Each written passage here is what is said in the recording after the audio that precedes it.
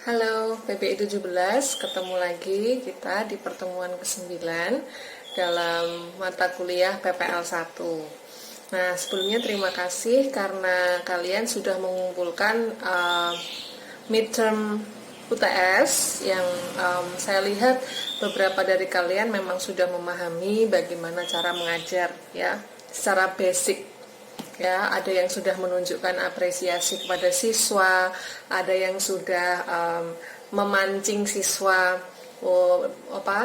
dengan pertanyaan-pertanyaan, di mana itu juga melibatkan siswa dalam pembelajaran. Nah, itu bagus sekali. Nah, tetapi ada beberapa catatan tentang review UTS kalian. Yang pertama adalah kemampuan kalian atau kreativitas kalian untuk menggunakan media pembelajaran. Nah, itu penting ya. Ketika kalian akan ngajar, tempatkan diri kalian sebagai siswa ya. Bagaimana cara saya memahami materi ini, misalnya materi descriptive text ya. Bagaimana cara saya paham, pakai cara apa, pakai media apa supaya saya bisa paham. Nah, coba tempatkan itu dulu, baru cari medianya. Nah, saya mengapresiasi Excel karena dia membuat media sendiri ya, bagus sekali. Jadi ada tulisan there is, kemudian ada contoh-contoh noun-nya. Nah, itu bagus banget. Mungkin bisa di share nanti ya. Nanti saya akan share mungkin ya videonya Excel supaya dilihat teman-temannya. Nah, sebenarnya kalau mau melihat lagi media-media pembelajaran, mata kuliah kita ini sangat berhubungan erat dengan mata kuliah Sister Carito yang media pembelajaran. Nah, kalian di sana bisa explore, kalian di sana bisa membuat kreativitas media pembelajaran. Kemudian ketika ada tugas dari saya untuk mengajar ya, walaupun di video, kalian bisa pakai media itu sebenarnya. Atau kalian bisa cari di YouTube media pembelajaran atau teaching media in English atau English teaching media. Banyak sekali kata kuncinya, bisa kalian otak-atik sendiri ya. Kemudian ini yang paling harus dihindari ya, yaitu kesalahan pronunciation. Ada yang salah mengucapkan descriptive text ya. Ada salah mengucapkan descriptive text, ada beberapa mengucapkan salah kata ya. Seorang guru bahasa Inggris kalau mau ngajar itu sebelumnya harus cek kamus ya, kamus elektronik terutama kalau mau ngecek pronunciation. Gimana sih pronunciationnya yang benar gitu. Terus grammar ya, saya tahu kemampuan grammar kalian belum semuanya excellent, tapi coba kalian tulis dulu, boleh di RPP-nya, boleh kok di RPP itu ditulis, misalnya saya mau ngomong apa nih gitu, ditulis di situ, dicek di kamus, dicek di buku grammar, bener apa enggak grammarnya, seperti itu. Gak apa-apa, nanti kita sambil jalan ya. Nah, sekarang kita masuk ke materi pertemuan ke-9. Sebenarnya pertemuan 9 sampai pertemuan 16 ini full praktek kalian, praktek ngajar ya, sesuai RPS yang pernah saya share di pertemuan pertama dulu sebenarnya. Tapi coba saya berikan uraian bagaimana cara mengajar dengan kreatif. Oke? Nah, pertama-tama saya selalu mengatakan bahwa ketika kalian ngajar bahasa Inggris, tujuan kalian itu cuma satu, membuat anak suka dengan bahasa Inggris, membuat anak tertarik dulu sama bahasa Inggris ya.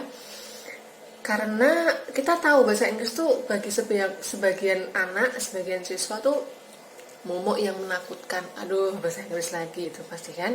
Nah, bagaimana cara kalian menjadi agen-agen perubahan di mana mengubah mindset mereka bahwa bahasa Inggris itu nggak sulit loh. Bahasa Inggris itu kita bisa main-main loh. Kita ada game loh. Kita bisa pakai media yang menarik loh. Ya, supaya kalian bisa cepat ngerti. Nah, itu tujuannya. Nah, oke, saya akan bahas satu persatu mulai dari opening, kemudian main dan closing. Oke. Pertama opening ya, pasti dimulai dengan doa. Sudah benar ya, dimulai dengan doa, kemudian mengecek kehadiran siswa. Nggak perlu 1 jam pelajaran kamu cek satu-satu ya, siswanya 50 habis. Coba dengan pertanyaan seperti ini. Who is absent today? Ya, nanti kan teman-temannya akan jawab ya. Who is absent today artinya siapa yang nggak masuk hari ini, coba ya. Tuh, kemudian kalau mau menunjukkan perhatian, ditanya why she didn't come today, ya, kenapa dia nggak datang hari ini? Oh, she's sick ma'am. Nah, mungkin siswanya akan ngomong kayak gitu. Nah, kemudian dilanjutkan dengan selesai itu, dilanjutkan dengan mengulangi sedikit the previous material, ya, pertemuan sebelumnya ngapain, apa ya poin-poinnya. Nah, kemudian sampaikan tujuan pembelajaran. Nah, ini yang sering dilupakan ya, tujuan pembelajarannya itu apa? Mengapa kita harus belajar descriptive text? Untuk apa sih? Nah, ya. Atau mungkin kalian bisa sampaikan di akhir pembelajaran ini, saya mengharapkan kalian bisa memberikan deskripsi singkat atau menuliskan deskripsi tentang benda atau tentang manusia atau tentang hewan, ya. Harus dipilah-pilah. Nah, sekarang kita masuk ke tahapan kurikulum 2013 yang pertama observing. Nah, setelah memberikan tujuan pembelajaran, kita masuk ke observing. Observing di sini kalian bisa menggunakan beberapa media seperti video, pictures, kemudian mungkin lagu, songs, mungkin contoh teks pendek, ya, supaya tujuannya adalah siswa mengamati dulu materi yang akan diberikan. Diamati dulu, dibuat brainstorming itu diarahkan kepada materi yang akan disajikan nanti, ya. Jadi ada pertanyaan juga jangan terlalu mengupas sekali, hanya untuk pembukaan saja. Nah, mungkin bisa juga diawali dengan games, ya, game kecil yang menarik, yang siswa ini menarik nih, ya. Mereka akan pay attention more on your materials. Kemudian habis observing apa? Questioning. Nah, questioning ini sebenarnya adalah yang bertanya siswa sebenarnya. Tapi nggak apa-apa, kamu pancing supaya anak-anak juga mengeluarkan question. Ya, di questioning muncul beberapa pertanyaan-pertanyaan yang berkaitan dengan materi yang akan diajarkan. Nah, dari situ pertanyaan-pertanyaan itu dijawab di associating. Ya, tahapan associating dijawab. Misalnya tadi strukturnya apa sih, Miss? Struktur teks deskriptif. Nah, kamu jelaskan. Di associating ini kamu berikan contoh materi. Misalkan tentang teks atau tentang dialog, itu kalian bisa berikan contohnya di situ. Atau mau ngajar grammar, kalian bisa berikan contoh kalimatnya. Ya, habis itu exploring itu bisa ada latihan, bisa ada penjelasan yang lebih detail, ya, bisa ada kerja kelompok, ya.